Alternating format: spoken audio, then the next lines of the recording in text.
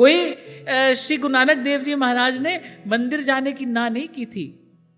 वो कहते थे मैं यहीं बैठा बैठा अनंत रूप भगवान की आरती करी तो रहा हूं। धूप मलयान लो पवन चमरो करे, सगल वन राय फूलंत ज्योति कैसी आरती। ये देखो ये कैसी अद्भुत आरती हो रही है यहाँ। और आगे भगवान कहेंगे, समझा कर कह रहे हैं माता से कि माता इससे बचना। और वस्तुतः ये सब उपदेश हमारे लिए किया जा रहा है, हम ऐसा ही करते हैं। मंदिर में भगवान की पूजा हो रही है, मन में कोप कपट चल रहा है, व्यवहार में झूठ सच हो रहा है। भगवान कह रहे भाई ध्यान रखना, ऐसी पूजा केवल स्वांग है, दंभ है। इससे क्या होगा? हमने भगवान की पूजा की है, की तो नहीं, पर इससे ये मिथ्या अभिमान बढ़ेगा, हमने भगवान की पूजा की है। सेठ जी अपने घर में मंदिर बनाते हैं, फिर पुजारी रखते हैं पैसा देकर। पुजारी आता है, सेठ जी सोफा पर बैठे हैं, टांग पर टांग चढ़ाए, पुजारी मंत्र भी बोल रहा है, और तो और दीपक भी पुजारी लगाकर दे रहा है। आरती प्रज्वलित करके सेठ जी का हाथ लगवाता है, फिर आरती करता है। और सेठ जी क्या कर रहे हैं? सेठ जी भगवान से व्यापार करने में लगे हैं। पूजा पुजारी कर रहा है, वो भगवान से व्यापार करने में लगे हैं। इतना दे दो तो इतना मैं कर दूं।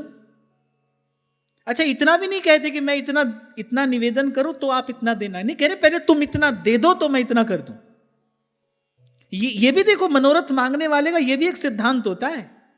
वो पहले ये थोड़ी कहता है कि मैं इतना कर देता हूं आप कर देना, उसको भगवान पर भरोसा थोड़ी है। वो कह रहे भाई पहले तू अपना काम कर दे, फिर मैं आगे कर जाऊंगा। तेरे को ही मेरे पर विश्वास करना पड़ेगा, मेरे को तेरे पर विश्वास नहीं है।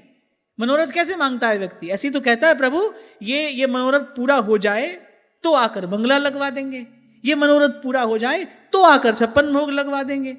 ऐसा तो मैंने किसी को नहीं देखा 56 भोग लगवा कर जा रहे हैं, आप ये मनोरथ पूरा कर देना। इतना भरोसा है कहां भगवान पे? आज हम 56 भोग लगवा दें और ये हमारा मनोरथ पूरा ना करें, भाई हम इनका क्या बिगाड़ लेंगे? तो आदमी सोचता है भाई पहले हमारा काम हो जाए, पहले माल अंटी में आ जाए, फिर उसमें से कुछ निकाल कर तुमको भी दे देंगे। सब हंस रहे हो, सबने ऐसा ही तो किया है। मैंने कहा ना, मैंने तो व्यवहार जगत को बड़ी निकट से देखा है, चुपचाप देखता हूं कि देखो ये क्या तमाशा हो रहा है। तभी तो कहता हूं भाई, भाग जग्या हरा साध संगत सू सांवरिया के बट की। मैं तो अपने जीवन में उस दिन का उत्सव मनाता हूं और अंतिम श्वास तक मनाता रहूंगा जिस दिन मेरे बाबा ने मुझे हाथ में जल लेकर संकल्प कराया, बोले बेटा ये 2 काम जीवन में कभी नहीं करना। कितने बड़े प्रपंच से बचा लिया। क्या क्या नहीं करना पड़ता हमको। मैं आज बैठा बैठा सोचता हूं भाई अगर कदम उस दिशा में बढ़ा दिया होता, आज क्या क्या नहीं करना पड़ता। सब कुछ करना पड़ता, झूठ भी कहना पड़ता, सेठ साहूकारों की चापलूसी भी करनी पड़ती। कल हम यही बात तो करे थे भाई, धन का काम तो धन से ही होता है, धन का काम तो धन से ही होता है। भाई आपके भंडारा लगाना है तो उसके लिए धन चाहिए, हर चीज के लिए धन चाहिए। ये भी करना पड़ता, वो भी करना पड़ता। और यह जो एक मन एक है, उससे या तो ये करते या घड़ी 2 घड़ी भगवान का भजन कर लेते। भाग खुला म्हारा साध संगत सू सांवरिया के बट की। संतों ने कृपा करके दिखाया कि देखो जो सर्व समर्थ थे, श्री महाप्रभु जी, श्री स्वामी हरिदास जी महाराज, अकबर हाथ जोड़कर खड़ा है, महाराज हमको कोई सेवा बता दो। वो नहीं करा सकते थे सेवा, उनको नहीं पड़ी थी लोक के हित की, उनके मन में लोक मंगल लोक कल्याण की कोई भावना नहीं थी। वो क्या इतने स्वार्थी थे, केवल अपने लिए ही सोच रहे थे, जगत के कल्याण की कोई कामना उनके मन में नहीं थी। अरे जो परोपकार के लिए देह धर के आए हैं, परोपकार देह धरणम, क्या पद चिन्ह है उनके, देखिए किस ओर ले जा रहे हैं वो। बड़े बड़े राजा महाराजा हाथ जोड़कर खड़े हैं, हमको कोई सेवा का अवसर दीजिए।